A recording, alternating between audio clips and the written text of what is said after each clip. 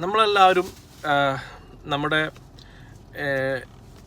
Birthday ആയിക്കോട്ടെ, ഇല്ലെങ്കിൽ wedding anniversary ആയിക്കോട്ടെ, ഇല്ലെങ്കിൽ എന്ത് സ്പെഷ്യൽ മൊമെൻ്റ് ആയിക്കോട്ടെ, സെലിബ്രേറ്റ് ചെയ്യുമ്പോൾ ആദ്യം ചിന്തിക്കുന്നത് ഒരു കേക്ക്, നല്ല ഭംഗിയുള്ള കളർഫുള്ളായിട്ടുള്ള അട്രാക്റ്റീവായിട്ടുള്ള ടേസ്റ്റി ആയിട്ടുള്ള കേക്ക് വാങ്ങുക, കട്ട് ചെയ്യുക, നമ്മൾ പ്രിയപ്പെട്ട ആൾക്കാരുടെ കൂടെയെല്ലാം അത് ആ മൊമെൻറ്റിൻ്റെ എല്ലാ രീതിയിലുള്ള ഹാപ്പിനെസ്സും ഉണ്ടല്ലോ ഷെയർ ചെയ്യുക എന്നൊക്കെയുള്ള രീതിയിലാണ് നമ്മൾ ചിന്തിക്കുക. എന്നാൽ നമ്മൾ ചിന്തിക്കേണ്ട ഒരു കാര്യം, കഴിഞ്ഞ ദിവസം കുറച്ച് ദിവസം മുമ്പ് Karnataka food safety and quality department നടത്തിയൊരു സർവേ ഉണ്ട്. അവർ ഒരു 235ഓളം കേക്കുകൾ എടുത്തിട്ട് അതിൽ ടെസ്റ്റ് ചെയ്തിട്ട് അതിന് ടെസ്റ്റ് റിസൾട്ട് വന്നത് ശരിക്കും ഷോക്കിംഗ് ആയിരുന്നു. അതിൻ്റെ ഉള്ളിൽ മെജോറിറ്റി ഓഫ് ദം വളരെ ഹാംഫുൾ, നമ്മുടെ ശരീരത്തിന് കേടുള്ള കാർസിനോജനിക് ആയിട്ടുള്ള കണ്ടൻറ്റുകൾ അടങ്ങിയുള്ള കേക്കുകളായിരുന്നു എന്നുള്ളതാണ് അവർ കണ്ടെത്തിയിട്ടുള്ളത്.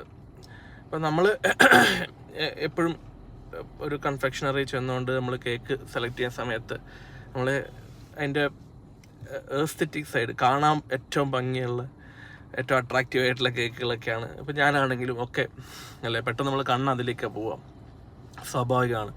പക്ഷേ അങ്ങനെ ചെയ്യുമ്പോൾ ഇനി മുതൽ നമ്മൾ ശ്രദ്ധിക്കേണ്ടത്, നമ്മളാ പ്രിയപ്പെട്ടവരുടെ കൂടെ ഷെയർ ചെയ്യുന്ന ആ ഒരു മൊമെൻറ്റ്, ഏറ്റവും സന്തോഷകരമായിട്ടിരിക്കുന്ന സമയത്ത് നമ്മൾ ഏറ്റവും പ്രിയപ്പെട്ടവരുടെ കൂടെ ഷെയർ ചെയ്യുന്ന, അവരുടെ വായിലേക്ക് ഒരു കഷ്ണം ഇങ്ങനെ മുറിച്ച് വെച്ച് കൊടുക്കുന്ന ആ കഷ്ണം ഉണ്ടല്ലോ, അത് നാളെ അവർക്ക് ഒരു ഏറ്റവും മോശമായിട്ട്, ഏറ്റവും ആസ് ഓഫ് നൗ ഏറ്റവും ട്രാജിക്കായിട്ടുള്ള, ഏറ്റവും വിഷമകരമാവുന്ന രീതിയിലുള്ള അസുഖമായിട്ടുള്ള ക്യാൻസർ വരെ വരാനുള്ള രീതിയിലുള്ള ഒരു സാധനമാണ് നമ്മൾ അവരെ വായിലേക്ക് വെച്ച് കൊടുക്കുന്നത്.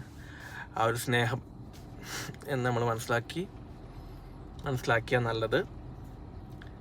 പക്ഷേ കേക്ക് ഒക്കെ ഉണ്ടാക്കുന്ന ഒരു ബിസിനസ് ഉണ്ടല്ലോ, അത് ഒരുപാട് ആൾക്കാർ ഇപ്പം വീടുകളിൽ ചെയ്യുന്നവരുണ്ട്, അല്ലാണ്ട് കൺഫെക്ഷനറി ബേക്കറി ആയിട്ടൊക്കെ ചെയ്യുന്നവർ ഉണ്ട്. അവരെയൊക്കെ ബാധിക്കുന്ന രീതിയിലേക്ക് ഇത് പോകേണ്ടതില്ല. കാരണം ഇതിൽ ആ ഒരു എലമെൻ്റ് എടുത്ത് കളഞ്ഞാൽ മതി. ഉണ്ടല്ലോ, ഇതിൽ ഏറ്റവും ഹാംഫുൾ ആയിട്ടുള്ള ഈ കളേഴ്സ്. ഇപ്പം നമ്മൾ തന്നെ സ്വാഭാവികമായിട്ട് സൂപ്പർ മാർക്കറ്റിലൊക്കെ പോകുമ്പോഴത്തേക്കും ഈ കേക്കുകൾ ഉണ്ടാക്കുന്ന സാധനങ്ങൾ, ഇൻഗ്രീഡിയൻസ് കിട്ടുന്ന ഒരു ഭാഗം, ഒരു സെക്ഷൻ കാണാറുണ്ടല്ലോ. നമ്മൾ അവിടെ ചെന്ന് നോക്കുമ്പോൾ ഞാൻ ശരിക്ക് അത് കാണുമ്പോൾ എനിക്ക് തോന്നാറുണ്ട്, ഇതൊക്കെ കഴിക്കാനുള്ള സാധനമാണോ ഈ ഇരിക്കുന്ന പാക്കറ്റുകളിരിക്കുന്ന ഒരു ലാബിലേക്ക് കയറി ചെല്ലുമ്പോൾ കാണുന്ന എന്തെങ്കിലും കെമിക്കലൊക്കെ ഉണ്ടാക്കുന്ന ലാബുകളിലേക്ക് കയറി ചെല്ലുമ്പോൾ കാണുന്ന രീതിയിലുള്ള സാധനങ്ങൾ അവിടെ ഇരിക്കുന്ന മൊത്തം കളേഴ്സ് ആണെങ്കിലും ഈ ഗ്ലോവിങ് ആയിട്ടുള്ള സാധനങ്ങൾ എന്തൊക്കെയോ ഉണ്ടല്ലോ. നമുക്ക് അതിനെക്കുറിച്ച് കൂടുതൽ അറിയത്തില്ല, പക്ഷെ എന്ത് തന്നെയാണെങ്കിലും നമുക്കത് കാണുമ്പോൾ അറിയാം അത് അത്രത്തോളം സേഫ് ആയിട്ടുള്ള ഒരു പ്രൊഡക്റ്റ് അല്ല ഇതെന്ന് നമുക്ക് കാണുമ്പോൾ തന്നെ തോന്നാറുണ്ട്. പക്ഷേ ഇതൊരു കേക്കായിട്ട് രൂപം പ്രാപിച്ചു വരുമ്പോഴത്തേക്കും പല രീതിയിലുള്ള പൂക്കളായിട്ടും ഉണ്ടല്ലോ സംഭവങ്ങളായിട്ടൊക്കെ വരുന്ന സമയത്ത് നമുക്കത് മനസ്സിലാവത്തുമില്ല. അപ്പോൾ നമ്മൾ കേക്കുകൾ ഉണ്ടാക്കുന്നവർ കുറേയും കൂടെയൊക്കെ റെസ്പോൺസിബിളായിട്ട് കേക്ക് ഉണ്ടാക്കുന്നത് പൂർണ്ണമായി നിർത്തി നമ്മൾ വേറെ എന്തെങ്കിലും പരിപാടിയിലേക്ക് പോകണം എന്നുള്ളതിനെ കുറിച്ചല്ല. കേക്കുകൾ ഉണ്ടാക്കുന്നവർ, ബിസിനസ് ചെയ്യുന്നവരൊക്കെ ആയിക്കോട്ടെ, അവർ കൂടുതൽ റെസ്പോൺസിബിളായിട്ട് അത് അവരെ പോലെ, അവരെ കുട്ടികളെ പോലെയാണ് മറ്റുള്ളവരുടെ കുട്ടികൾ, മറ്റുള്ള ബന്ധങ്ങൾ എന്നൊക്കെ മനസ്സിലാക്കിക്കൊണ്ട്